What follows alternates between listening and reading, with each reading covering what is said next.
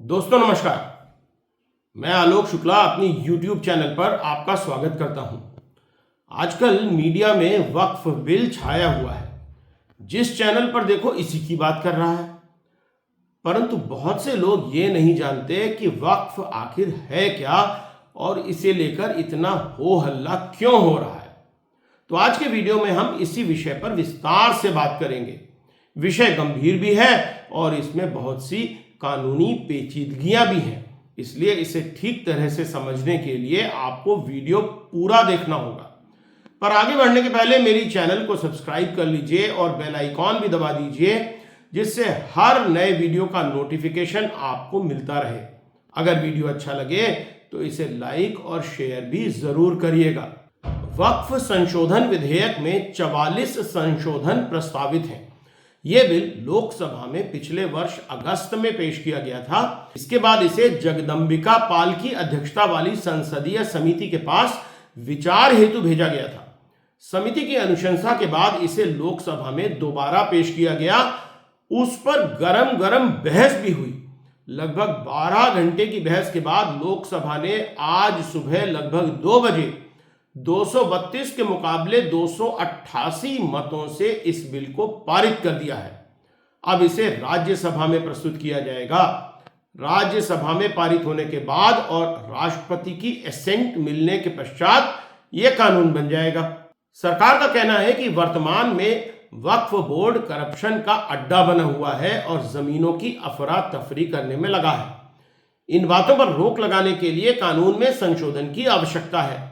सरकार का कहना है कि गरीब मुसलमान इन प्रस्तावित संशोधनों से खुश हैं।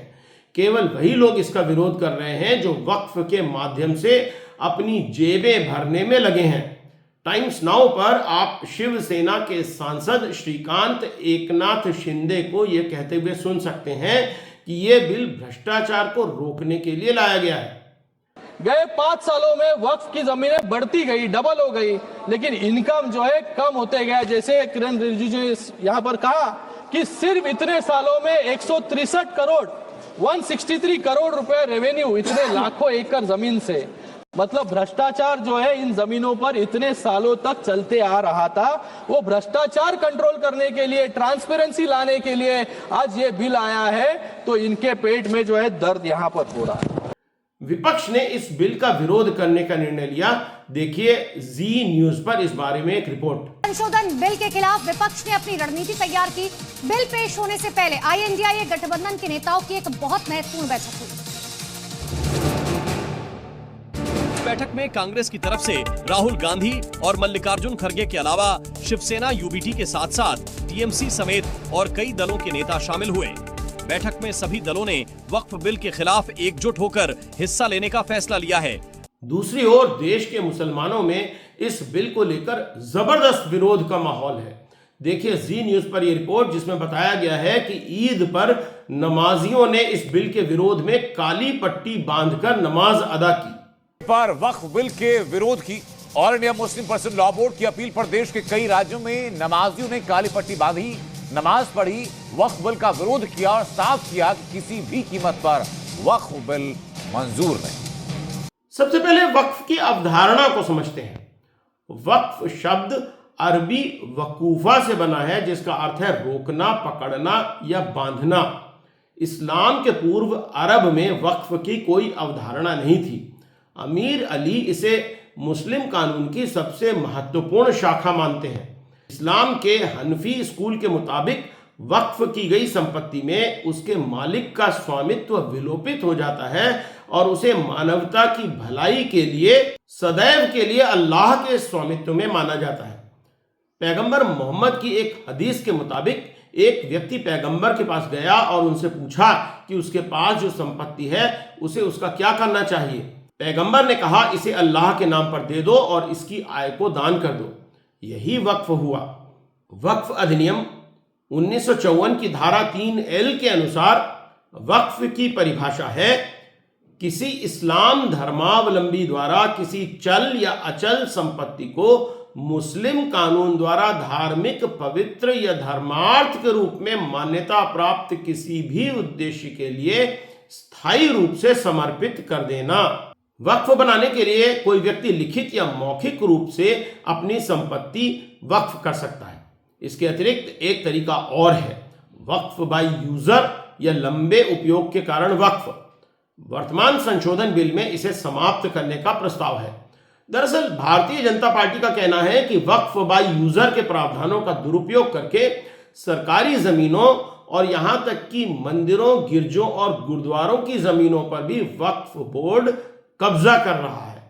किरण रिजिजू ने लोकसभा में कहा कि संसद भवन जिस भूमि पर बना है वह भी वक्फ की बताई जा रही है। इसी प्रकार लुटियन दिल्ली में सैकड़ों एकड़ कीमती सरकारी जमीन वक्फ की बताकर हथियाई जा चुकी है। तमिलनाडु में तो एक पूरे गांव पर ही वक्फ का कब्जा कर लिया गया है। ऐसे उदाहरण भी दिए गए हैं जहां पर इस तरह की कब्जा की गई जमीन पर लोगों ने अपने घर, मकान, दुकान, होटल आदि बना लिए हैं। कहा जा रहा है कि वक्फ बाय यूजर का दुरुपयोग गुंडागर्दी से जमीनों को कब्जाने में किया जा रहा है। भाजपा कहती है कि आप अपनी स्वयं की जमीन का दान कर सकते हैं, लेकिन किसी और की जमीन और सरकारी जमीन का दान कैसे कर सकते हैं? इस बिल में क्योंकि वक्फ बाय यूजर के प्रावधान समाप्त कर दिए गए हैं, इसलिए यह कानून बनने के बाद ऐसी जमीनें वक्फ से वापस ली जा सकेंगी। एक और प्रावधान यह भी किया गया है कि कोई ऐसा मुसलमान ही अपनी संपत्ति वक्फ कर सकता है जो कम से कम पिछले 5 साल से इस्लाम को मानता हो। यह प्रावधान भी किया गया है कि वक्फ करने के पूर्व महिलाओं को संपत्ति में उनका हिस्सा देना होगा। मुसलमान नेता इन प्रावधानों को लेकर खासे चिंतित हैं। उन्हें लगता है कि वक्फ बाय यूजर की समाप्ति के बाद उसके अंतर्गत जिन भूमियों पर मस्जिद, कब्रिस्तान, दरगाह आदि बने हुए हैं उन्हें खाली करना पड़ सकता है। इस बिल में यह भी कहा गया है कि अगर वक्फ बाय यूजर की भूमि को लेकर कोई विवाद है तो कलेक्टर से वरिष्ठ राज्य सरकार का कोई अधिकारी इस पर जांच करके निर्णय देगा और उसका निर्णय अंतिम होगा। वर्तमान में ये शक्तियां वक्फ ट्राइब्यूनल के पास हैं। मुस्लिम नेताओं को लगता है कि राज्य सरकार का अधिकारी तो वही करेगा जो सरकार चाहेगी, इसलिए उससे न्याय की उम्मीद करना व्यर्थ है। वक्फ संशोधन विधेयक 2024 के मुख्य प्रावधान क्या हैं, आइए जानते हैं। पहला है गैर मुस्लिम सदस्यों की नियुक्ति। नए विधेयक में वक्फ बोर्डों और केंद्रीय वक्फ परिषद में गैर मुस्लिम सदस्यों को शामिल करने का प्रस्ताव है। सरकार का दावा है कि इससे पारदर्शिता और प्रशासनिक सुधार होंगे, लेकिन कई मुस्लिम संगठनों ने इनका विरोध किया है। रिपब्लिक वर्ल्ड पर आप इस बारे में असदुद्दीन ओवैसी को सुन सकते हैं। वे कह रहे हैं कि जब मंदिरों में केवल हिंदू ही मेंबर हो सकते हैं और गुरुद्वारों में केवल सिख ही मेंबर हो सकते हैं, तो वक्फ में गैर मुस्लिम कैसे मेंबर बन सकते हैं? All India Muslim personal law board के हुक्म पर हमने ये काला पट्टा बांधा है उस वक्फ बिल के खिलाफ। नरेंद्र मोदी इस वक्फ बिल के जरिए हमारे सीनों पर गोली चला रहे हैं, हमारे सीने पर गोली चला रहे हैं, हमारे ईमान पर गोली चला रहे हैं, हमारे मस्जिदों पर गोली चला रहे हैं, हमारे दरगाहों और खानकाहों पर गोली चला रहे हैं। आप बताओ, जब हमारे हिंदू धर्म के मंदिरों में सिर्फ हिंदू मेंबर बन सकता है, तो फिर वक्फ बोर्ड में एक गैर मुस्लिम कैसे बन सकता है, बताइए आप। जब गुरुद्वारा सिखों में खाली सिख मेंबर बन सकता है, तो कैसे यहां पर एक गैर मुस्लिम को मेंबर बनाएंगे?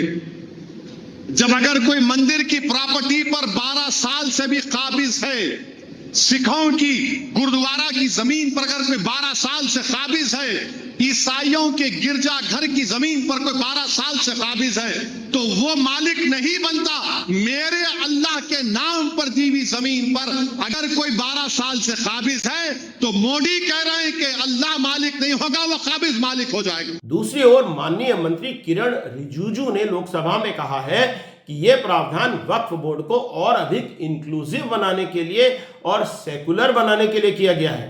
देखिए लोकसभा टीवी पर यह वीडियो। सेकुलर इंक्लूसिव बनाना चाहते हैं, आपका पुराना प्रावधान को हटा करके अब हमने कहा है कि वक्फ बोर्ड में शिया भी रहेंगे, सुन्नी भी रहेंगे, बोहरास भी रहेंगे, आगा खानिस भी रहेंगे, मुसलमानों में जो बैकवर्ड है, पिछड़े लोग हैं, वो भी रहेंगे, और सांसद में महिला भी रहेंगे और एक्सपर्ट नॉन मुस्लिम भी रहने का प्रावधान रखा गया है। दूसरा बड़ा प्रावधान है वक्फ बाय यूजर की समाप्ति। पहले यदि कोई संपत्ति मुस्लिम समुदाय के धार्मिक या जन कल्याणकारी कार्यों के लिए लंबे समय तक उपयोग में थी तो उसे वक्फ बाय यूजर के तहत वक्फ संपत्ति माना जाता था। नए विधेयक में इस व्यवस्था को समाप्त करने का प्रस्ताव है, जिससे कई पुरानी मस्जिदों, दरगाहों और कब्रिस्तानों की कानूनी स्थिति पर सवाल उठ सकते हैं। दिल्ली AIMIM के अध्यक्ष शोएब जमई को आप जी न्यूज पर वक्फ बाय यूजर का प्रावधान हटाने के खतरों के बारे में बोलते हुए सुन सकते हैं। वे कह रहे हैं कि इस प्रावधान को हटाने से बहुत से मस्जिदों और कब्रिस्तानों के लिए खतरा पैदा हो जाएगा। जो वक्फ बाय यूजर को खत्म करने की या वक्फ बाय यूजर में जो संशोधन किया जा रहा है और कलेक्टरेट को जो ये पावर दिया जा रहा है, वही सबसे बड़ा खतरा है कि गरीब मुसलमानों की जो इबादत गाहें हैं उसी को यहां से विवादित बनाने की एक षड्यंत्र है। दूसरी ओर संसदीय समिति के अध्यक्ष जगदंबिका पाल को आप इस बारे में इंडिया टीवी पर सुन सकते हैं। वे कह रहे हैं कि वर्तमान मस्जिदों आदि के लिए कोई खतरा नहीं है, क्योंकि इस प्रावधान को रिट्रोस्पेक्टिव नहीं बल्कि प्रोस्पेक्टिव रूप से लागू किया जाएगा। जो वक्फ बाय यूजर है इसमें साफ कर दिया कि रिट्रोस्पेक्टिव इफेक्ट से नहीं होगा, प्रोस्पेक्टिव इफेक्ट से होगा। जहाँ पे वक्फ की मस्जिद है, ईदगाह है, खानकाह है, वो एक रिचुअल होता है, वो वक्फ की रहेगी। इसके विरुद्ध न्यूज एक्स में कांग्रेस पार्टी के गौरव गोगोई को लोकसभा में इस बारे में स्पीच देते हुए दिखाया गया है। इसमें गौरव गोगोई कह रहे हैं कि वक्फ बाय यूजर को हटाना बिल्कुल गलत है। इस प्रावधान के पक्ष में न्यायालयों के अनेक निर्णय भी आ चुके हैं। उन्होंने राम जन्मभूमि केस के निर्णय का अंश पढ़कर सुनाया भी। A waqf by user, but such waqf shall not cease to be a waqf by reason only of the user having ceased, irrespective of the period of such session. ये इसके हटाने की क्या जरूरत थी सर? ये हमारा बार बार विभिन्न जजमेंट के द्वारा ये पूरा वक्फ बाय यूजर और इसके बारे में विभिन्न जजमेंट आए। सर दिस एक जजमेंट पढ़ना चाहूंगा। M. Siddiq, Ram Janmabhoomi. Muslim law does not require an express declaration of a waqf in every case. The dedication resulting in a waqf may also be reasonably inferred from the facts and circumstances of a case or from the conduct of the waqif.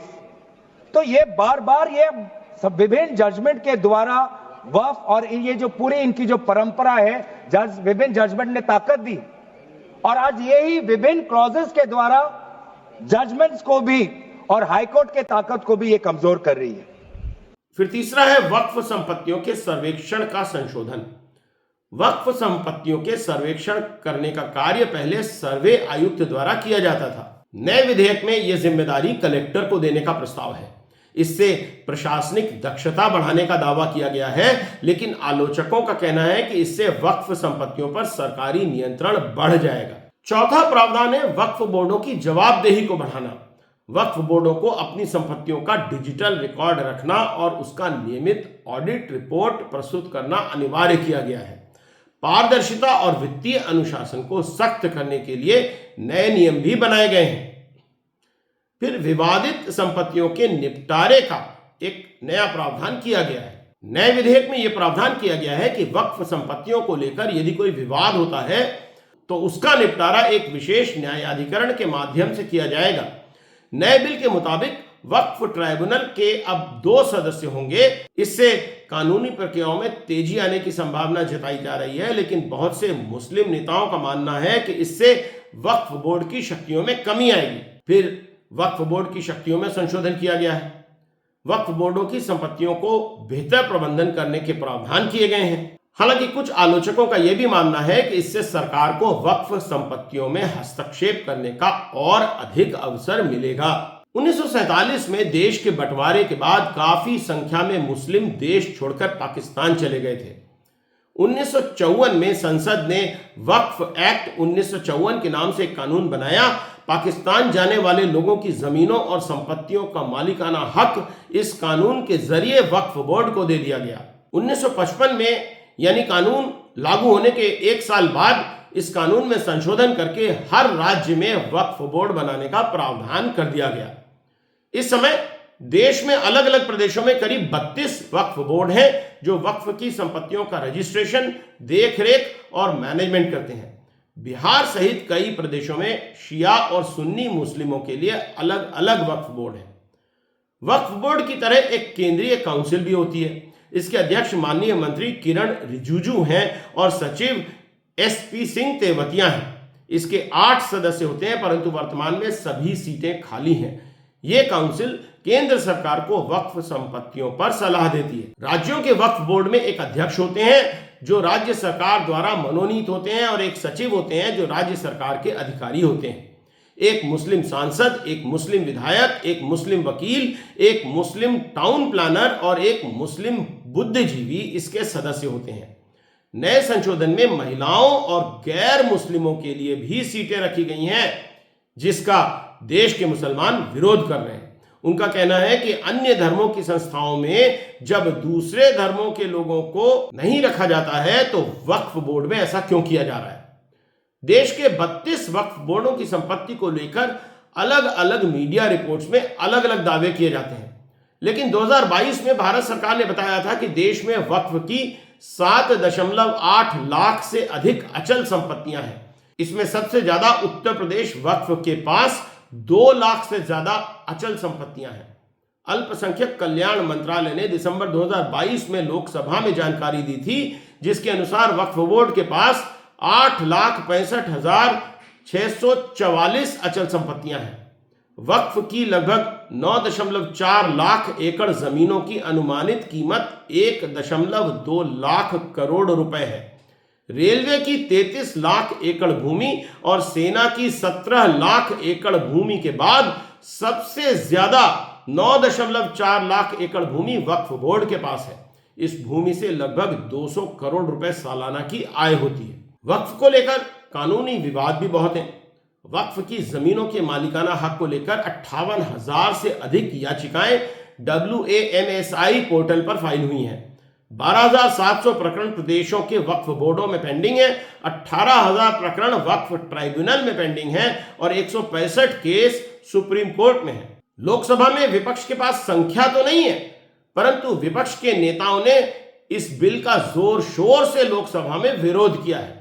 India today TV पर आप Samajwadi party के अखिलेश यादव को यह कहते हुए सुन सकते हैं कि इस बिल का उद्देश्य मुसलमानों के अधिकारों को कम करना है। वक्फ की वर्तमान व्यवस्था में चाहे 5 साल के धर्म पालन की पाबंदी की बात हो, या कलेक्ट्रेट से सर्वेक्षण के हस्तक्षेप की बात हो, या वक्फ परिषद या बोर्ड में बाहरियों को शामिल करने की बात हो, इन सब का उद्देश्य मुस्लिम भाइयों के सार्वजनिक अधिकार को छीनकर उनके महत्व और नियंत्रण को कम करना है। अगर हम इस बिल पर सारे नेताओं के बयानों पर बात करें तो यह वीडियो बहुत लंबा हो जाएगा। मोटी बात यह है कि भाजपा वक्फ बोर्ड पर भ्रष्टाचार का आरोप लगाती है और कह रही है कि इस भ्रष्टाचार पर नियंत्रण करने के लिए ही कानून में संशोधन किया जा रहा है।